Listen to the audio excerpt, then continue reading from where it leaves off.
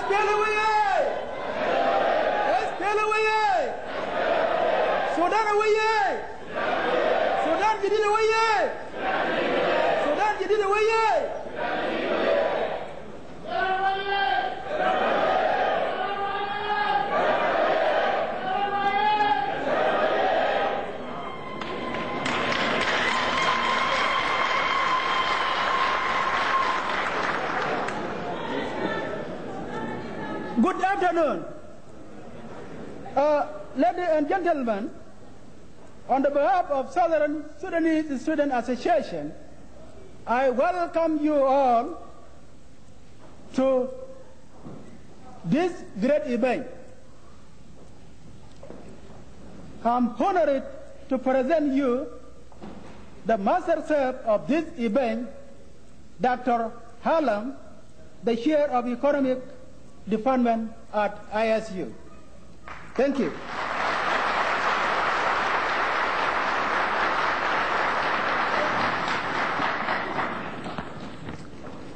On behalf of Iowa State University, the College of Business, College of Liberal Arts and Sciences, the College of Agriculture, the Department of Lectures, and the Department of Economics, we are very pleased to see this wonderful crowd here today. It is a great tribute to the work, to the efforts, and the persevering vision of Dr. John Garang de Moibier.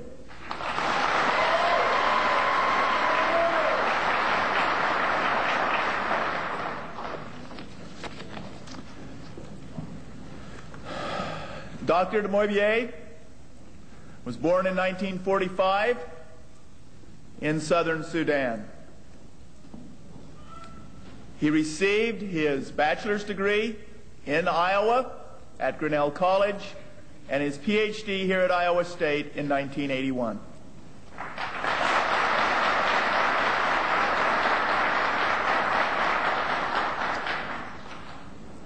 Dr. de Moibier's major professor was John Timmons, who is since deceased, but his wife Dorothy is here today, and I think we should give her a round of applause. Dorothy?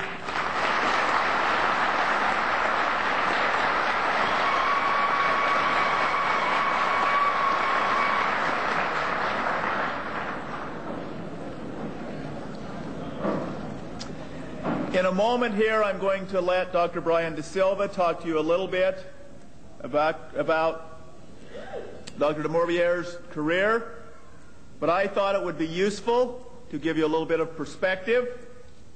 About 3 weeks ago, when it became clear that he may be coming here, I went upstairs in Hetty Hall, where we're located, to our reading room, and I got on the shelf and I found a copy of his PhD dissertation.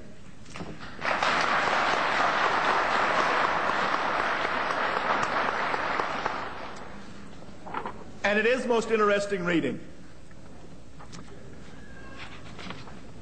I would like to share a couple of excerpts with you today. and we'll see how John's political and economic philosophy may have changed.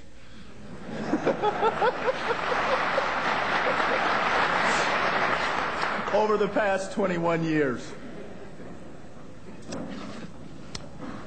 The preceding discussion of agriculture's role in the national economy and of the institutional and natural resource aspects of Sudan's agriculture indicates that modern agricultural development must move southward from its traditional center in the north-central and northeastern Sudan.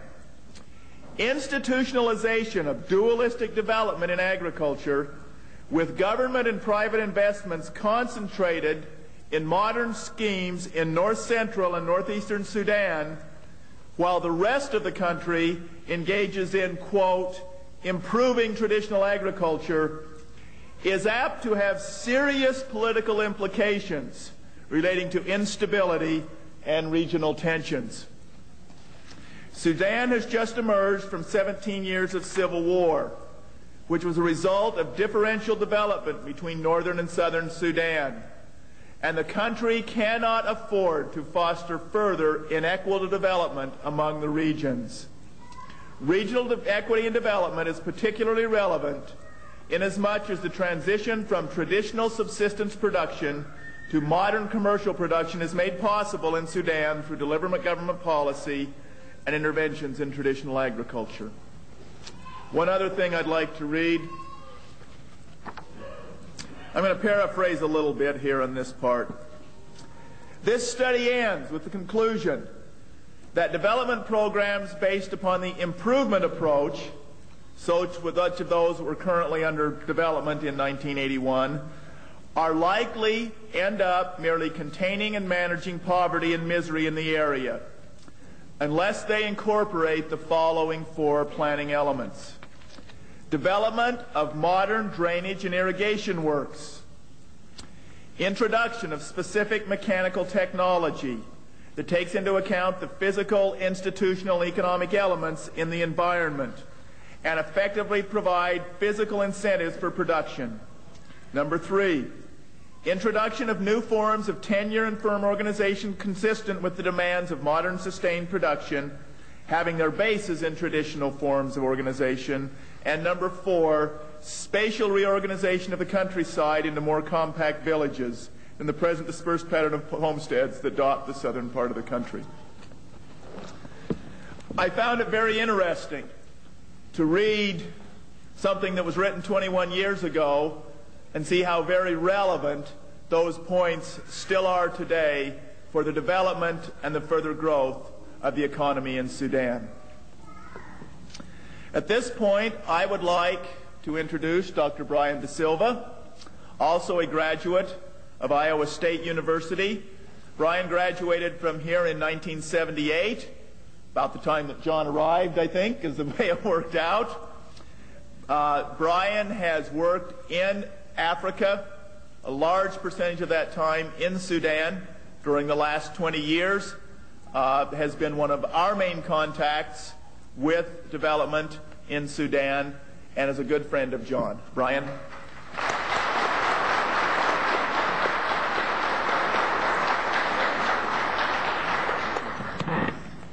Thanks, Arnie.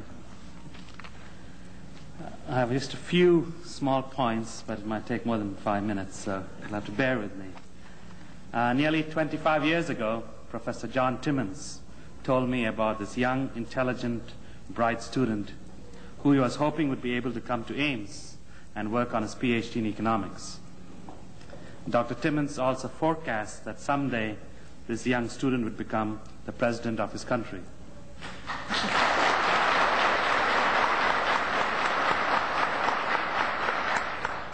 At that time, I knew very little about the Sudan or this young, intelligent student whose name was John Garang de Mabio.